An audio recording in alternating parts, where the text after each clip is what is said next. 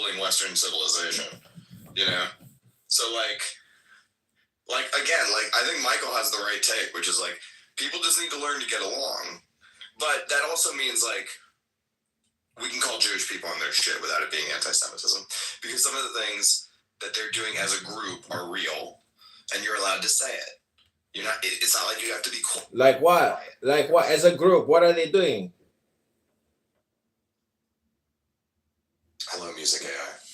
Hello, and Isa, you have my name in the room title. Are you doxing me or are you doxing John Fakuri? This guy seems stable. So, but it's a good question, actually. What things If you saw Don't Fucker in the title, if he identified that as his name. Well, so for instance, I mean, the AIPAC Israel, foreign lobbying is something that really is not beneficial to Americans, but is beneficial to Jewish interests. Well, lobbying is legal. It's well, no, the way in which they do it is you have to register as a foreign lobbying arm in America under FARA. They're Jewish Americans doing the lobbying. Yeah, on behalf of a foreign government. So that's the thing. It's a gray area workaround. Yeah, I know it's a gray area. No, but it's not really a gray area. It's just a legal loophole. Like, it is foreign lobbying, just straight up. And again, it's not anti-Semitic to say this. And the annoying part of the conversation is, like, anytime I have a reasonable criticism, somebody will be like, that's anti-Semitic. And it's like, just shut the fuck up. How about that? It's the same thing with, like, when you want to talk about, per capita crime statistics, that, like, black males are disproportionately violent. You can say that without being racist against every man who's black on the planet, But there's this, like, bad faith argument that anytime you bring up any single criticism, oh, you must be racist against the entire group. And it's like, just shut the fuck up with that shit. Anybody who's promoting that, any way, shape, or form, is an enemy of America.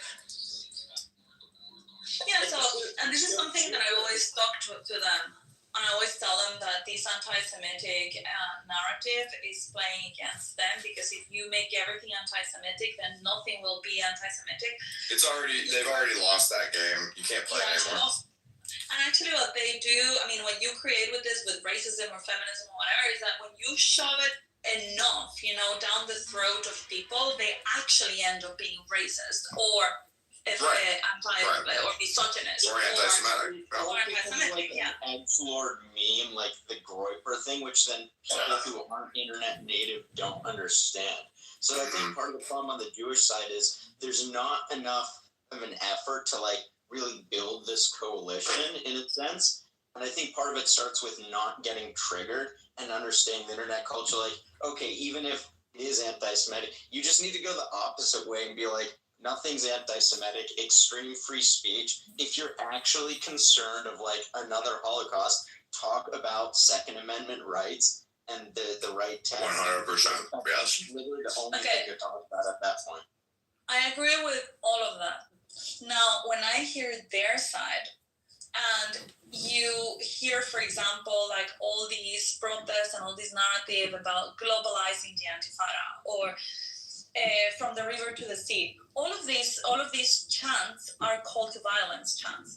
And when you see, like, all the things that have been happening, to Jews, like, for example, what happened in Australia, it's like these guys are truly, truly scared of going out and celebrating their fucking Hanukkah without fear of being attacked. And so when I understand that side, it's like, yeah, of course they feel that there is anti-Semitic, because they are like, they don't trust anymore the people that are even just saying things against them. I know it is extreme, but imagine living like that.